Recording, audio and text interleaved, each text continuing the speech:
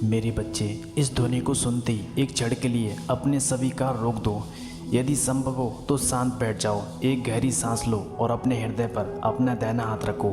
यह केवल एक प्रेरणादायक संदेश नहीं, बल्कि विश्वास, आशा और आत्मचिंतन का एक निमंत्रण है।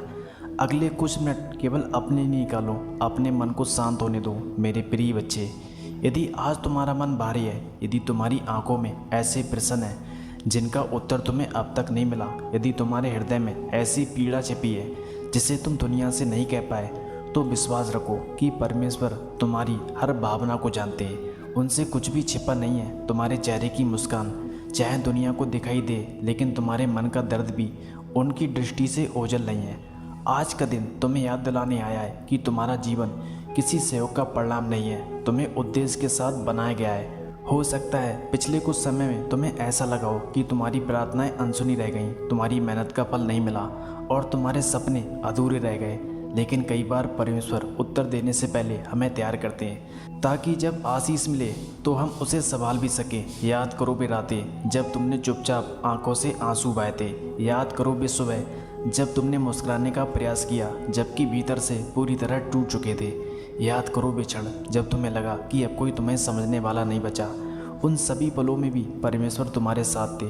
भले ही तुम्हें उसका हाथ दिखाई नहीं दिया, लेकिन उन्होंने तुम्हें गिरने नहीं दिया। हो सकता है तुमने अपने जीवन में लोगों पर भरोसा किया और बदले में निराशा मिली हो सकता है जिन लोगों के लिए तुमने अपना सब कुछ दिया, वही कठिन समय में तुम्हें अकेला छोड़ गए।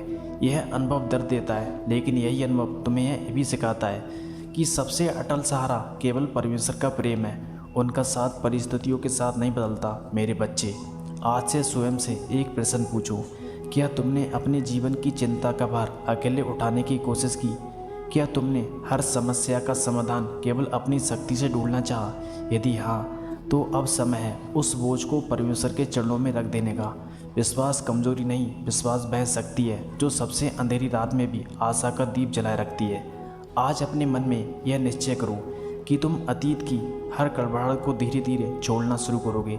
क्षमा का अर्थ यह नहीं कि जो हुआ वह सही था। क्षमा का अर्थ यह है कि तुम अपने हृदय को उस बोझ से मुक्त कर रहे हो जिसने तुम्हारी शांति छीन रखी थी। जब मन हल्का होता है तभी नई आशा उसमें स्थान बना पाती है। परमपिता परमेश्वर आज तुम्हें भय नहीं बल्कि साहस का संदेश दे रहे हैं। वे कह रहे हैं, मेरे बच्चे, परिस्थितियाँ चाहे जैसी भी हो, मैं तुम्हें अकेला नहीं छोड़ूंगा। जब रास्ते कठिन होंगे मैं तुम्हें संभालूंगा। जब तुम थक जाओगे मैं तुम्हें नई शक्ति दूंगा। जब तुम्हें लगेगा कि सब समाप्त हो गया, वहीं से मैं तुम्हारे लिए एक नई शुरुआत तैयार करूंगा। यदि इस समय तुम्हारे जीवन में आर्थिक कठिनाई है तो हिम्मत मत हारो। यदि परिवार में तनाव है तो आशा मत छोड़ो। यदि स्वास्थ्य को लेकर चिंता है तो धैर्य बनाए रखो। समस्याएं वास्तविक हो सकती हैं, लेकिन उनका सामना करने की शक्ति भी वास्तविक है।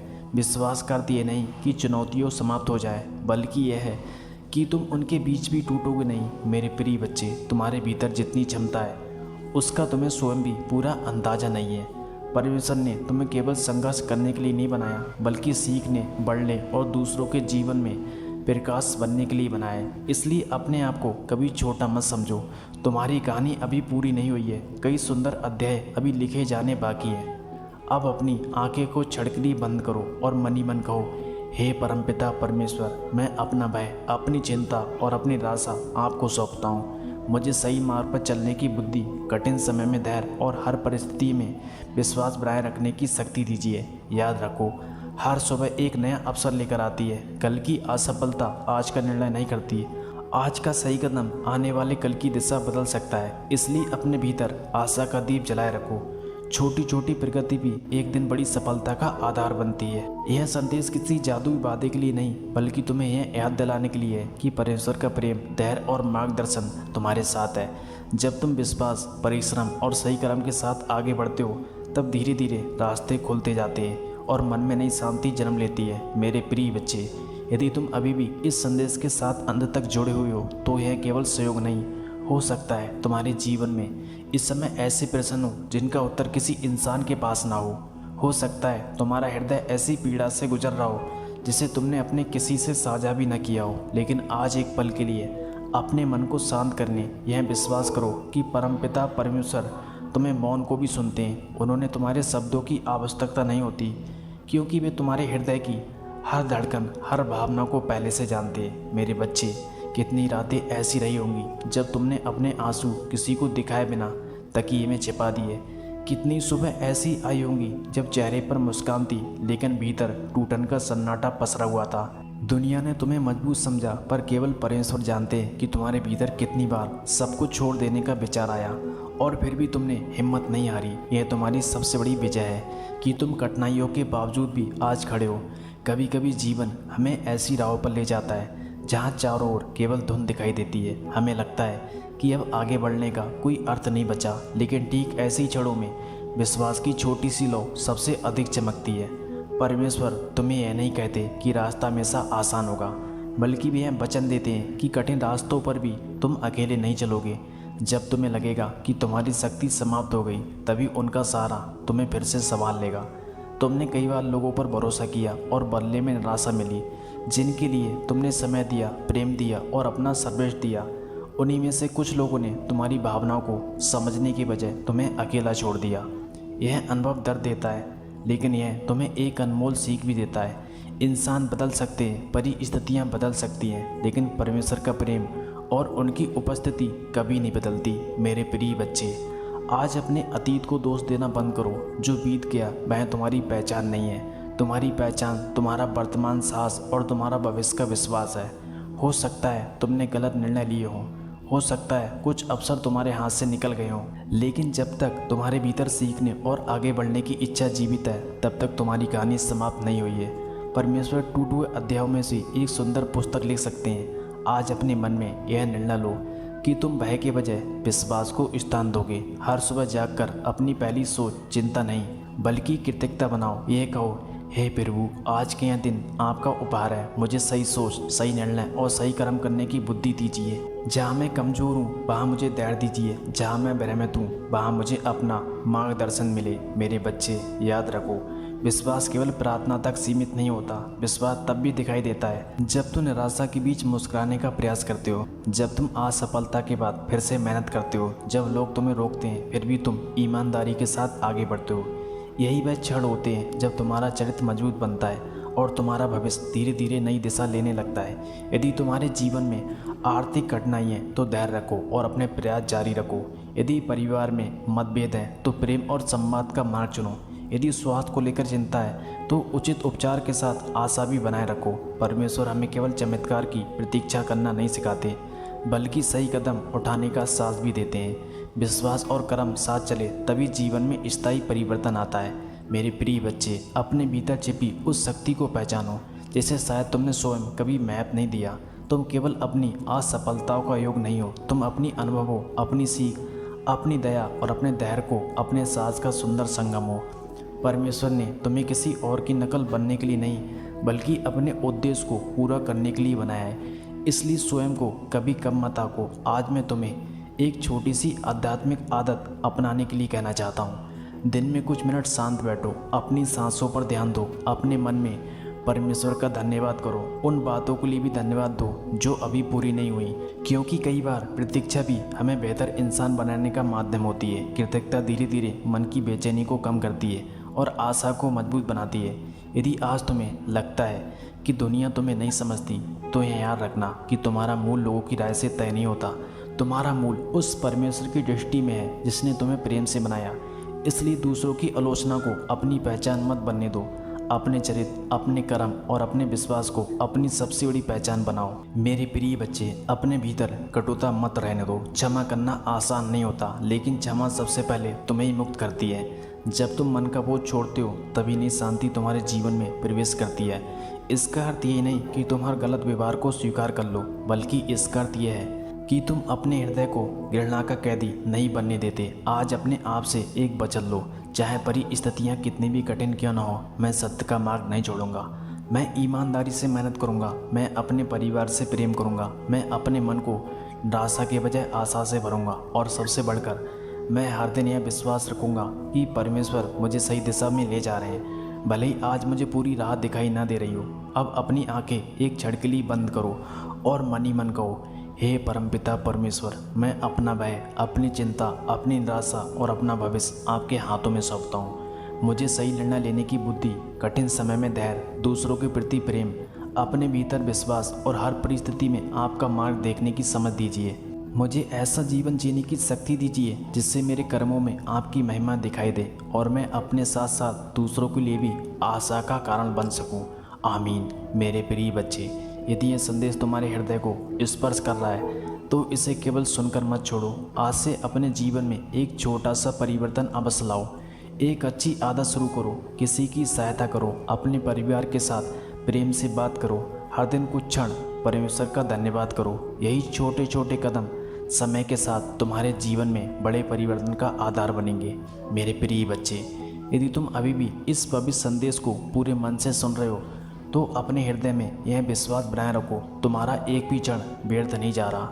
कई बार हमें ऐसा लगता है कि जीवन बिल्कुल ठहर गया है, दिन बीतते हैं, महीने बीतते हैं, प्रार्थनाएं होती हैं, मेहनत भी होती है, लेकिन परिणाम दिखाई नहीं देते।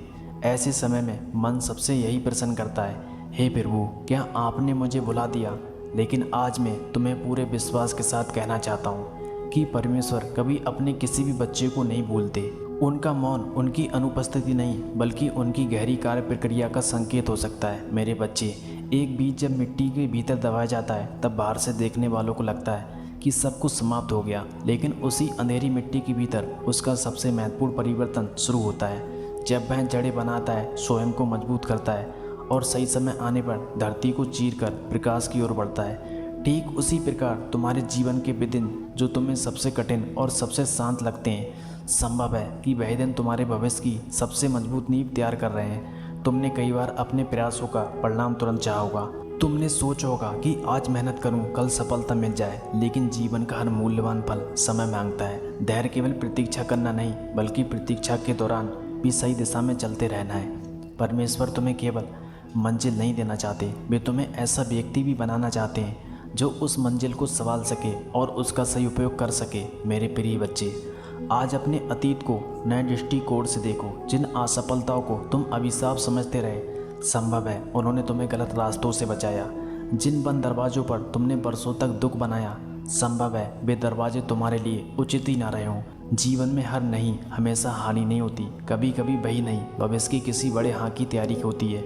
यदि आज तुम्हारे मन में भय है कि भविष्य कैसा होगा, तो याद रखो कि भविष्य की चिंता वर्तमान की शक्ति को कम कर देती है। तुम आज से जो सही निर्णय लेते हो, जो ईमानदार प्रयास करते हो, जो प्रेम और सत्य के साथ जीवन जीते हो, वही धीरे धीरे तुम्हारे आने वाले कल को आकार देते हैं। इसलिए आज का दिन पूरी निष्ठा से जियो। कल की चिंता को परमेश्वर के हाथों में छोड़ दो। मेरे बच्चे, अपने शब्दों पर भी ध्यान दो।